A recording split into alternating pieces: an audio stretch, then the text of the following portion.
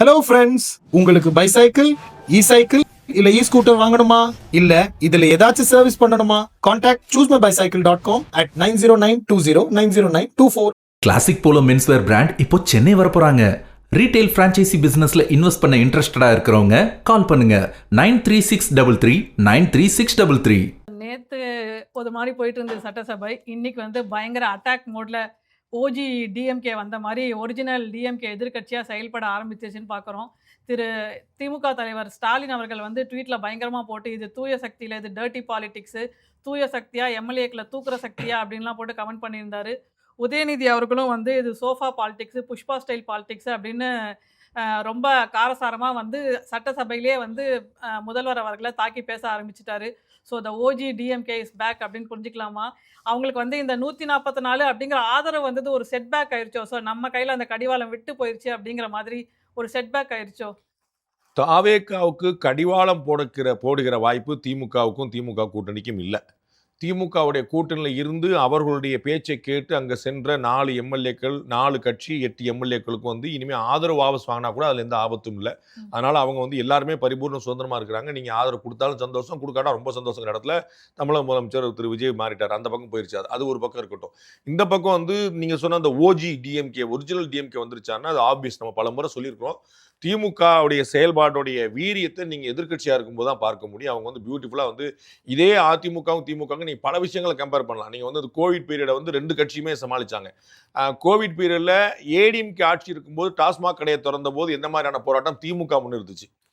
திமுகவுடைய ஆட்சியில் கோவிட் பீரியடில் அவங்க டாஸ்மாக் கடையை திறந்த போது அதிமுக எப்படி ஆர்ப்பாட்டம் நடத்தலை. இந்த வித்தியாசங்களை நீங்கள் புரிஞ்சுக்கணும். ஸோ டிஎம்கே ஒரே மேட்டர்லேயே ரொம்ப ஸ்ட்ராங்காக நிலைப்பாடு ஆளுங்கட்சியாக இருக்கும்போது வேறையாவும், எதிர்கட்சியாக இருக்கும்போது வேறையான்னு பண்ணிடுவாங்க. அப்போ இந்த அட்டாக் மோட் ரிட்டாரிக்லாம் அவங்களுடைய பேசிக், அதெல்லாம் பாடம். அதெல்லாம் நீங்கள் அதில் சூப்பரான திமுகவில் இருக்கக்கூடிய ஒரு குழந்தை கூட அதில் பின்னி படல் எடுத்துரும். அதில் நாங்கள்லாம் யார் தெரியுமா, பெரியார் வழியிலேயே அன்னார் வழியிலே அப்படின்னு சொல்லிட்டு அப்படி போட்டு பின்னி எடுத்துருவாங்க.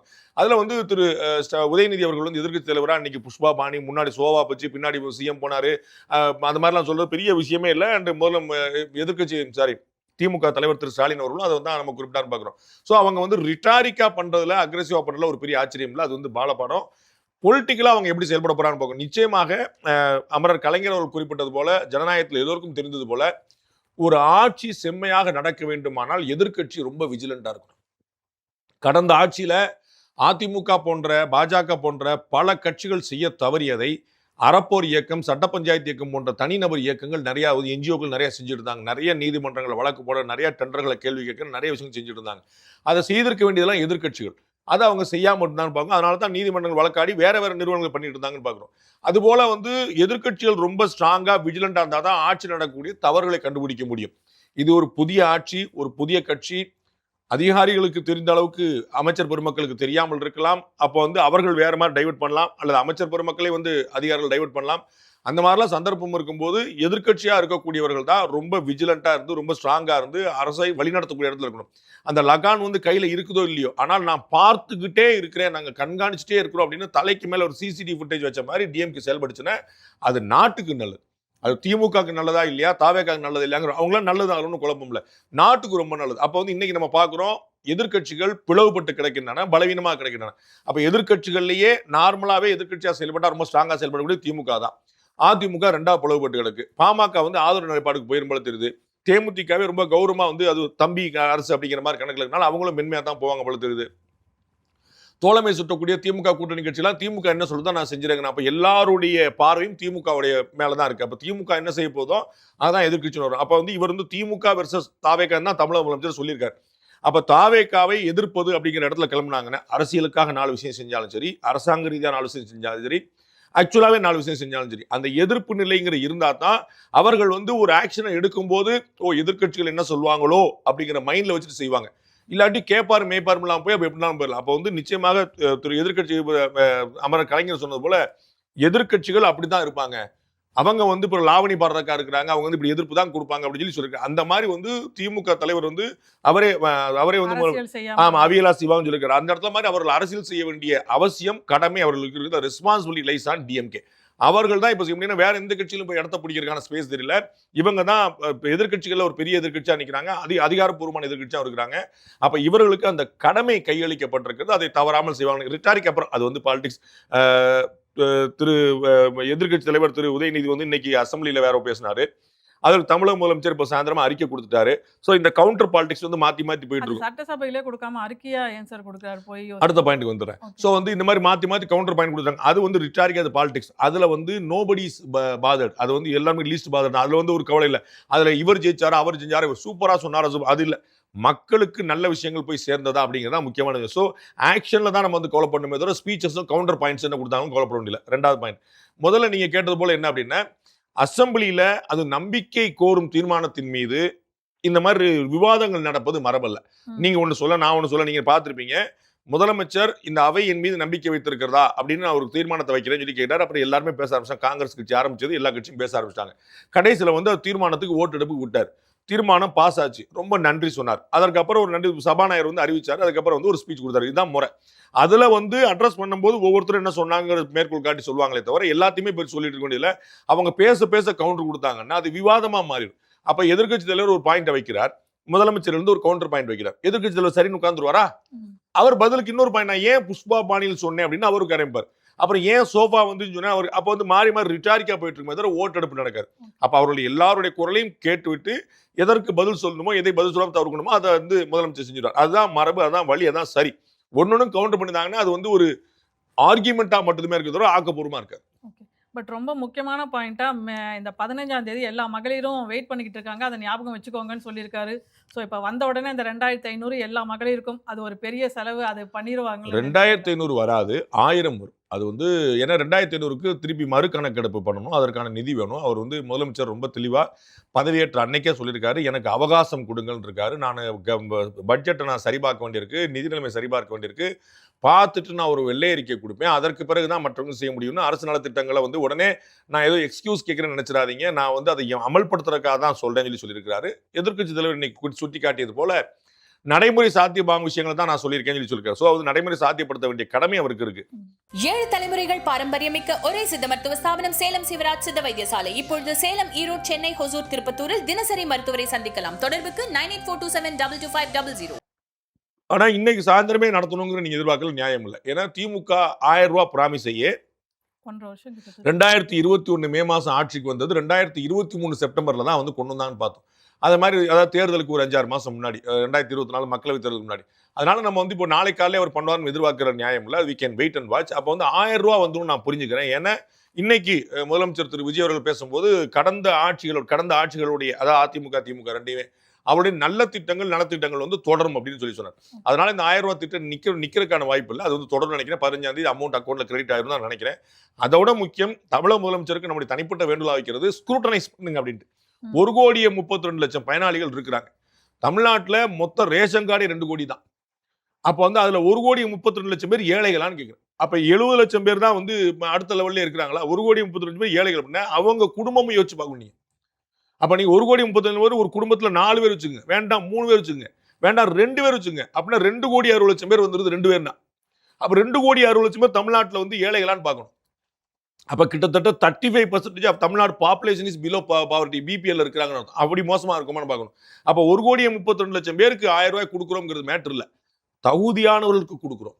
அப்ப அந்த 1,32ங்கிற நம்பர் முக்கியம் இல்ல, நீடி பீப்புள் தேவைப்படுவர்களுக்கு. அப்ப வந்து ஸ்க்ரூட்டனைஸ் பண்ணி பெனிஃபிஷரிஸ் மறு அடையாளம் கண்டு இந்த கேஒய்சி சொல்லுவாங்க, நோ யுவர் கஸ்டமர், அது மாதிரி நோ யுவர் பெனிஃபிஷரி கேஒய்பி பண்ணிட்டு அதை ஸ்ட்ரீம்லைன் பண்ண பிறகு நீங்க வந்து 2,000 கொடுத்துடலாம். ஒரு பேஜ் சொல்றேன், 60 லட்சம் பேரா குறைஞ்சிருச்சுன்னு வச்சுங்க பெனிஃபிஷரிஸ். திமுக இன்னும் அதையே ஒரு பாயிண்டா எடுத்து அதெல்லாம் சண்டை போடுவாங்க. திமுக சண்டை போடுவாங்க, அதிமுக ஒரு தரப்பு சண்டை போடுவாங்க, பாஜக கூட சண்டை போடலாம். அதெல்லாம் நடக்குது. எதிர்க்கட்சி நான் முத நாளே சொல்லிருக்கேன், எதிர்க்கட்சிகள் பண்ணுவாங்க. ஆனா மக்கள் அதை பத்தி கவலைப்பட மாட்டாங்க. மக்கள் எதிர்க்கட்சிகளுடைய பிரச்சாரங்கள் எல்லாம் மீறி தானே உங்களுக்கு ஆட்சி கொடுத்துருக்காங்க. அப்ப டைரக்டர் தானே வந்தாங்க. தமிழ்நாடு முதலமைச்சர் 38 மாவட்டத்துக்கு பிரச்சாரம் போனாரா? 234 தொகுதிக்கும் போனாரா? 234 தொகுதிக்கும் போனவங்களுக்கு கொடுக்கலையே. அப்ப மக்கள் வந்து ஒரு முடிவு எடுத்திருக்காங்க. அப்ப டைரக்ட் கனெக்ட் உங்களுக்கு இருக்கு. அப்ப நீங்க வந்து எதிர்க்கட்சிகள் பிரச்சனை பண்ணாங்க. அது வந்து ரிட்டாரிக்கா நீங்க பாத்துங்க. செங்கோட்டையன் பதில் சொல்ல போறாரு, ஆதவர்ஜனா பதில் சொல்ல போறாரு, சிடி அவங்க இதுக்கு தானே உட்கார்ந்துருக்காங்க. அவங்க அத்தனை பதில் சொல்லுங்க. நமக்கு அரசாங்க நிர்வாகம் அதை பத்தி கவலைப்பட முடியல. அப்ப பெனிஃபிஷரிஸ்க்கு நான் கொடுத்தா அந்த இருக்கிற காசு 2,000 கொடுத்துட முடியும். நீங்க வந்து 1,32,00,000 பேருக்கு சரிபாதியா குறைஞ்சி 62 லட்சம் 70 லட்சம் ஆயிடுச்சுன்னு அந்த காசை அப்படியே கொடுத்துட முடியும். அப்ப நீடி பீப்புள், நான் தவறான நபருக்கு 1 ரூபா கூட கொடுக்க மாட்டேன். மணி லீக்கேஜ் இருக்காது. தகுதியான நபர்களுக்கு நான் கூட 100 ரூபா கூட கொடுத்துருவேன். பிரச்சனை. அதுதான் மக்கள் விடுவாங்க. நீங்க கார்ல வந்து நீங்க 1000 ரூபாய் வாங்கிட்டு போனாங்கன்னா அது எல்லோருக்கும் வயிற்றுச்சலா இருக்கும். அவங்களுக்குலாம் கொடுக்குறீங்க, எனக்கு ஏன் கொடுக்க மாட்டீங்கன்னு தான் கேட்பாங்க. அப்ப நீடி பீப்புளுக்கு, கஷ்டப்படுறவங்களுக்கு, குடிசை வீட்டில் இருக்கிறவங்களுக்கு, ஏழைகளுக்கு கொடுக்குறாங்கன்னா யாருமே வாய் பேசாம எல்லாருமே ஏற்பாங்க. அந்த விஷயத்தை தான் கொண்டு வரணும். தமிழ்நாடு அரசின் அத்தனை நலத்தின் உங்களுக்கு சொல்லியிருக்கேன் ஏற்கனவே. இந்த ஆதார் கார்டையும் ரேஷன் கார்டையும் மட்டும் இணைச்ச உடனே தமிழ்நாட்டில் 10 லட்சம் போலி ரேஷன் கார்டுகள் நீக்கப்படும். 10 லட்சம். Just imagine. இதே தமிழ்நாட்டில் ஒண்ணுமே செய்யல. ஆதார் கார்டு ரேஷன் கார்டு இணைச்சாங்க. 10 லட்சம் கார்டு போலின்னு தெரிஞ்சது. ஒரு கார்டுக்கு 20 கிலோ அரிசி ஃப்ரீ ஒவ்வொரு மாசத்துக்கு. அப்ப 10 லட்சம் இன்ட்டு 20 கிலோ எப்படி ஒவ்வொரு மாசத்துக்கு கணக்கு பண்ணி வருஷம் எவ்வளவு? அப்ப எவ்வளவு நிதி வந்து கள்ளத்தனமா போயிருக்குன்னு பாருங்க.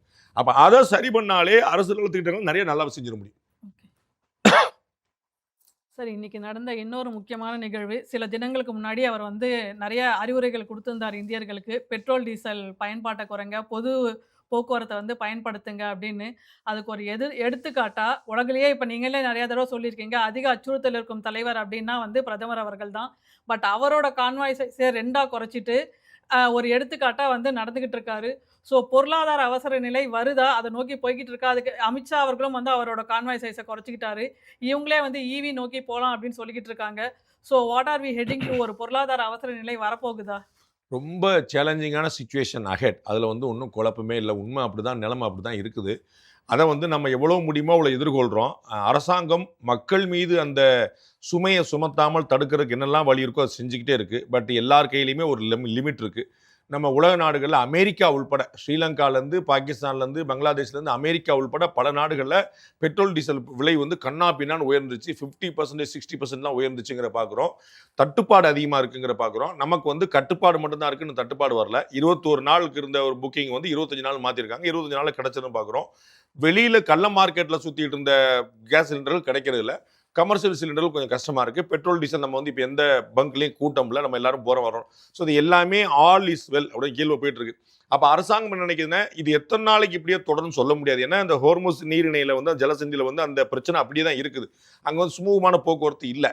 அப்போ இன்னைக்கு வந்து சைனாவும் அமெரிக்காவும் பேசிட்டு இருக்கிறாங்க. பேசிக்கிட்டு அவங்க என்ன முடிவு எடுப்பாங்கன்னு தெரியாது. அவங்க என்ன முடிவெடுத்தாலும் அது நமக்கு சாதகமாக இருக்குமான்னு சொல்ல முடியாது. ஏன்னா அந்த 2 நாடுகளுமே தங்களை முன்னிறுத்திக் கொள்ளக்கூடிய நாடுகள். இந்தியா ஒரு பெரிய சர்வ வல்லமை கொண்ட நாடாக வளருதுங்கிறதையும் கவனிக்கிற நாடுகள். அதனால அவங்க நம்ம 2 பேரும் கூடி சேர்ந்துக்கணும்.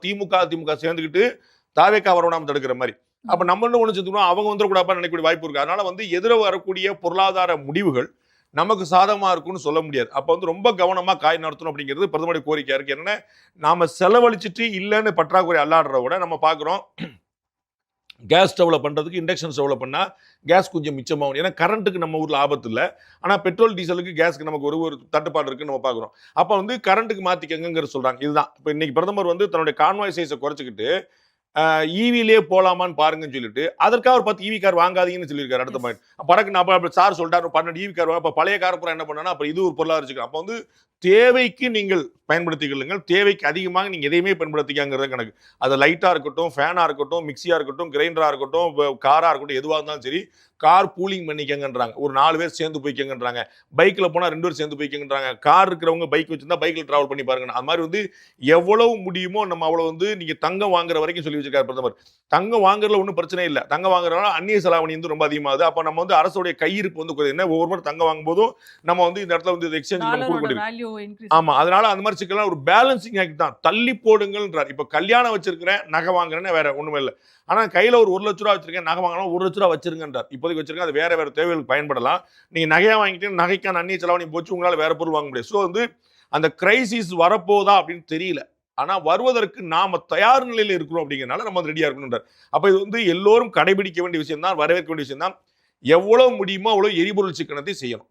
எவ்வளவு முடியுமா பெட்ரோல், டீசல், கேஸ் எல்லாத்துலயுமே, லைட்டு எல்லாத்துலயுமே நம்ம வந்து லைட்டுமே பார்த்தீங்கன்னா ஜென்ரேட்டர் ஓட்டு போட்டுட்டு இருப்பாங்க. அப்ப நிறைய இடங்களில் வந்து பார்த்தீங்கன்னா ஜென்ரேட்டர் அங்கே ஒரு டீசல் தேவைப்படும். ஸோ எல்லா விதமாகவும் நம்ம பார்த்தீங்கன்னா அந்த கன்சம்ஷனை எவ்வளோ குறைக்க முடியுமோ, எவ்வளோ கட்டுப்படுத்திக்க முடியுமோ அவ்வளவு வீட்டுக்கும் நல்லது, நாட்டுக்கும் நல்லது. இபி பில்லும் குறையும், நாட்டுக்கான தேவையும் குறையும். அப்போ நமக்கு வந்து ஒருவேளை கிரைசிஸ் வந்தால் கூட நம்மளால் எதிர்கொள்ள முடியும். உங்களுக்கு நினைவில் இருக்கும், எல்லாருமே அடிக்கடி நினைவுபடுத்துறது வந்து கோவிட் பீரியட் தான் ரிலேட் பண்ணுவாங்க. இந்த இடத்துல கோவிட் பீரியட்ல இந்திய மக்களுடைய ஒத்துழைப்பு தான் உலக நாடுகளில் இவ்வளவு பெரிய மக்கள் தொகை, நம்பர் 1 மக்கள் தொகை கொண்ட நாடாக இருந்தாலும் கூட பெருமளவு பாதிப்பு இல்லாமல் அடுத்தடுத்து நகர முடிஞ்சது. அப்போ மக்களுடைய ஒத்துழைப்பு தான் ரொம்ப முக்கியம். அதை தான் பிரதமர் வேண்டுகோள் விடுக்கிறார். நம்ம வந்து எப்பயுமே இந்தியா வந்து தானாக முன் வந்து நிறைய விஷயங்களை செய்யக்கூடிய ஒரு நாடு. அப்போ இந்த சுய கட்டுப்பாடு அனாவசியமாக நான் வந்து பெட்ரோல், டீசல், கேஸு, கரண்ட்டு இதெல்லாம் செலவழிக்க மாட்டேன், நான் கட்டுப்பாடாக இருப்பேன்னு ஒவ்வொருத்தரும் நினச்சிக்கிட்டா ஈஸியாக we can handle and tackle. ஸோ இப்போ ஒரு கோரிக்கையா வச்சிருக்காரு. அது கட்டுப்பாடா மாறுறது, மாறாதது நம்மளோட யூசேஜ் பொறுத்து தான். Perfectly set, perfectly set. ரொம்ப நன்றி சார். மீண்டும் நாளை 7 சென்ஸ் நிகழ்ச்சியில் சந்திக்கலாம். அதிமுக எதை நோக்கி செல்கிறது, அந்த 25 எம்எல்ஏக்கள் என்ன பண்ண போறாங்க அப்படிங்கிறதெல்லாம் நாளை நிகழ்ச்சியில் சந்திக்கலாம். அதுவரை நன்றி.